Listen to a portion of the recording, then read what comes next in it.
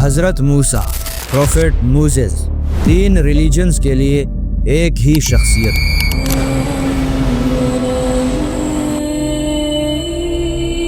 Jews انہیں توراہ کا پیغمبر مانتے ہیں، کرسچنز کے لیے وہ جیزس سے پہلے کا سب سے بڑا لا گیور ہے، اور مسلمز کے لیے قرآن کا سب سے زیادہ ذکر ہونے والا نبی۔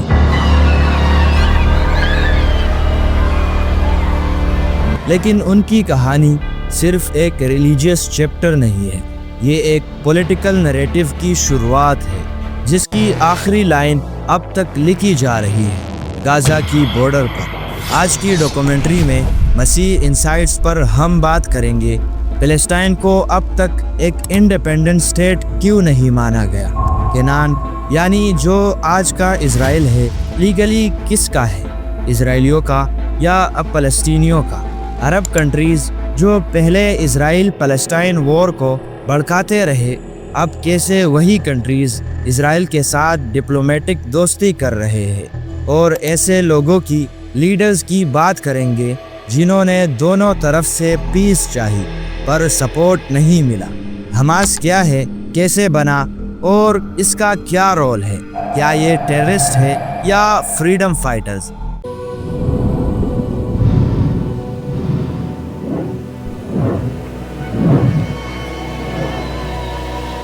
جوئش ہسٹری شروع ہوتی ہے پروفٹ ابراہیم یا ابراہم سے، جن کے 2 بیٹے تھے، اسحاق اور اسماعیل۔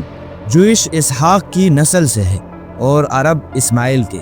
اسحاق کے بعد ایک دوسرے پروفٹ آتے ہیں، موسیس، جو ایجپٹ کے کریول کنگ فرعون کے خلاف جا کر لوگوں کو ان کے ظلم اور غلامی سے آزاد کرتے ہیں۔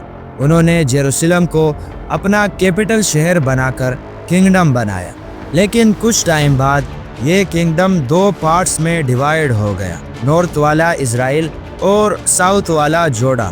یہ اسرائیل نام ابراہیم کے پوتے یعنی اسحاق کے بیٹے یعقوب کا اسپیشل نیم یا ٹائٹل تھا، جس کا مطلب ہوتا ہے سرونٹ آف گاڈ۔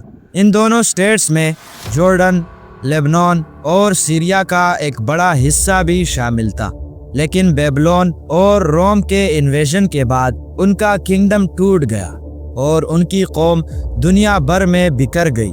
اسے ڈائسپورا کہا جاتا ہے۔ ٹائم گزرنے کے ساتھ یہاں گریجولی نئے لوگ بسنے لگے، انکلوڈنگ عربز، کرسچنز اور دوسری کمیونٹیز۔ روم نے اس زمین کا نام بدل کر فلسطینہ رکھا تاکہ جیوز کی آئیڈینٹی کو مٹا دیا جائے، یہاں تک کہ یروشلم کا نام بھی چینج کر کے ایلیا کیپیٹولونیا رکھا۔ فلسطینہ نام انہوں نے فلسطین سے انسپائرڈ ہو کے رکھا تھا، جو کہ ایک ٹائم میں جیوز کے سخت دشمن تھے، لیکن اس وقت تک وہ کمپلیٹلی وینش ہو چکے تھے، ہسٹری میں کہیں کھو گئے تھے۔ بعد میں یہ ایریا عرب اور مسلم رول کے نیچے آیا اور گریجولی فلسطین نام سے جانا گیا، اور اسی طرح سے ٹائم گزرتا گیا۔ 19 سینچری میں جب یورپ میں اینٹی سیمیٹزم بڑھا، یعنی جیوش کے خلاف نفرت اور ڈسکریمنیشن، تو یہودیوں نے ایک پولیٹیکل موومنٹ شروع کیا، زیونزم، جس کا مقصد تھا اپنی پرانی زمین یعنی پیلسٹائن میں ایک انڈیپینڈنٹ ہوم لینڈ بنانا۔ 1917 میں برٹش نے بالفور ڈکلیریشن دیا، اس میں کہا گیا کہ وہ پیلسٹائن میں ایک جوئش ہوم لینڈ کو سپورٹ کرتے ہیں۔ اس ٹائم پیلسٹائن پہ برٹش مینڈیٹ رول تھا۔ 1947 میں یونائٹڈ نیشنز نے ایک پروپوزل دیا کہ فلسطین کو 2 پارٹس میں بانٹ دیا جائے، ایک پارٹ جوئش اسٹیٹ کے لیے اور ایک عرب کے لیے۔ جوز نے ایکسیپٹ کر لیا، مگر عربز نے ریجیکٹ کر دیا۔ 1948 تک آتے آتے برٹش بہت ویک ہو چکا تھا، فائنینشلی بھی اور پولیٹیکلی بھی، اور انہوں نے اس ایریا کو چھوڑنے کا ڈیسیژن لے لیا، جیسے برٹش انڈیا کو چھوڑ کر ڈیوائیڈ کیا تھا۔ مگر یہاں فرق یہ تھا کہ برٹش نے خود نہیں بلکہ UN نے اس زمین کو توڑ کر آزادی ڈکلیئر کی، بنا گورنمنٹ سٹرکچر کے اور نہ ہی کوئی لوکل آرمی اسٹیبلش کی۔ مگر یہاں اسرائیل کو پلس پوائنٹ ملا، انہوں نے پہلے سے ہی انڈر گراؤنڈ ملٹری ٹریننگ دے کر فورس تیار کر دی تھی۔ اس میں یورپ اور امریکہ اس کی مدد کر رہے تھے۔ اس مدد کی ایک وجہ سمپتی تھی، کیونکہ ورلڈ وار 2 میں 6 ملین سے زیادہ جیوز کو بے دردی سے مار دیا گیا، صرف اس لیے کیونکہ وہ جیوز تھے۔ دوسری وجہ یہ تھی کہ جیوز نے بھی یورپ اور امریکہ کی طرح ڈیموکریسی کو سپورٹ کرنا شروع کر دیا تھا، اس لیے ویسٹ نے انہیں اپنا نیچرل الائی مان لیا۔ اور تیسری وجہ تھی اسٹریٹجی۔ ویسٹ چاہتا تھا کہ مڈل ایسٹ میں ایک ایسی کنٹری ہو جو ان کی ویلیوز اور پولیٹیکل سسٹم کو فالو کرے۔ اسرائیل ان کے لیے ایک پرفیکٹ پارٹنر تھا۔ آخر کار 14 مئی 1948 اسرائیل نے انڈیپینڈنس حاصل کر لی، مگر یہ بات عرب کنٹریز کو اچھی نہیں لگی اور 5 عرب کنٹریز نے اسرائیل پر اٹیک کر دیا۔ اسرائیل نے صرف سروائیو ہی نہیں کیا بلکہ اور زیادہ زمین اوکوپائی کر لی۔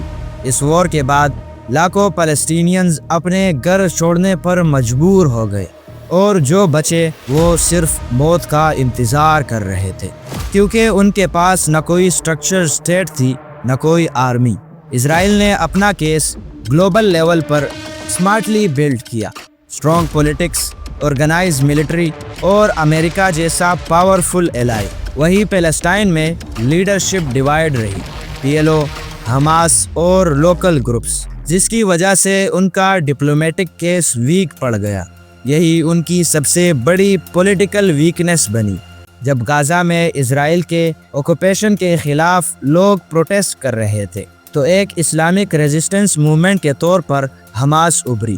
اس کا ویژن سیکولر نہیں بلکہ اسلامک تھا، جہاں اسرائیل کے ایگزسٹنس کو ہی ریجیکٹ کر دیا گیا۔ حماس نے ہاسپٹلز اور سکولز بنائے، لیکن پیرالل انہوں نے سوسائڈ بومبنگز اور راکٹ اٹیکس کا یوز کرنا بھی شروع کر دیا اسرائیل کے خلاف۔ ویسٹرن ورلڈ نے اسے ٹیررسٹ آرگنائزیشن ڈکلیئر کر دیا، لیکن غزہ کے کچھ لوگ اور بہت ساری اسلامک کنٹریز انہیں ریزسٹنس سمبل مانتے ہیں۔ حماس کی پریزنس نے فلسطینین پولیٹکس کو پولرائز کیا۔ ایک طرف PLO فلسطین لبریشن آرگنائزیشن جو نیگوشیشن کرتا ہے، اور دوسری طرف حماس جو ریزسٹنس میں بیلیو رکھتا ہے۔ نیتن یاہو اسرائیل کے سب سے پاورفل اور لانگسٹ سرونگ پرائم منسٹر مانے جاتے ہیں۔ ان کی پالیسی ڈائریکٹ ہے، اسٹرانگ ملٹری، حماس کے لیے زیرو ٹالرنس، اور ویسٹ بینک میں جوئش سیٹلمنٹس کا ایکسپینشن۔ وہ کہتے ہیں "You can't make peace with someone who wants to destroy you". ان کا نیریٹو گلوبل لیول پر ایزیلی سیل ہوتا ہے، کیونکہ وہ حماس کے راکٹ اٹیکس کو اسرائیل کے سیلف ڈیفنس کا جسٹیفیکیشن بنا کر غزہ میں جینوسائیڈ کرتا ہے۔ انہوں نے ابراہم اکارڈز کے تھرو کچھ عرب کنٹریز کے ساتھ ریلیشنز نارملائز کیے، جو ان کا ایک ڈپلومیٹک ماسٹر اسٹروک مانا گیا۔ اس موو نے اسرائیل کو مڈل ایسٹ میں اور بھی لیجیٹیمائز کر دیا۔ پہلے ایجپٹ، جارڈن، سیریا اور لبنان سب نے مل کے اسرائیل کے خلاف جنگ لڑی، لیکن آج UAE، بحرین اور سعودی عربیہ جیسے کنٹریز اسرائیل کے ساتھ اکنامک اور اسٹریٹجک ٹائز بنا رہے ہیں۔ عرب ورلڈ کے لیے اب ایران ایک بڑا تھریٹ ہے، اور اسرائیل ان کے لیے ایک سائلنٹ الائی بن رہا ہے۔ ایسا نہیں ہے کہ دونوں طرف سے صرف ہیٹ ہے۔ اسرائیل کے اندر بھی ایسے لیڈرز اور لوگ رہے ہیں جو پیس چاہتے تھے، جیسے پرائم منسٹر یtzhak رابین، جنہوں نے 1993 میں اوسلو ایکارڈ سائن کیا، فلسطین کے ساتھ میوچول ریکگنیشن اور پیس اسٹیبلش کرنے کے لیے۔ اس ایگریمنٹ کے انڈر پہلی بار اسرائیل نے PLO کو آفیشلی ریکگنائز کیا اور فلسطین کو لمیٹڈ سیلف رول ملا۔ رابین نے کہا تھا "You don't make peace with friends, you make peace with enemies". یعنی امن دشمنوں کے ساتھ بنائی جاتی ہے، دوستوں کے ساتھ نہیں۔ لیکن 1995 میں ان کی اپنی ہی کنٹری کے ایک ایکسٹریمسٹ اسرائیلی نے ان کا قتل کر دیا، صرف اس لیے کیونکہ وہ پیس چاہتے تھے۔ یہ مسئلہ صرف لینڈ کا نہیں ہے، یہ ایک آئیڈینٹی کرائسس ہے۔ جب تک دونوں سائیڈز اپنے ایکسٹریم سے پیچھے نہیں ہٹتے، تب تک پیس صرف ایک پیپر آئیڈیا رہے گا۔ اسکرین پر آپ کے لیے کچھ اور ویڈیوز ہے، انہیں دیکھنا نہ بھولیے گا۔ تو اسی کے ساتھ اپنی اس ویڈیو کو اینڈ کرتے ہیں۔ اور ملتے ہیں نیکسٹ ویڈیو میں۔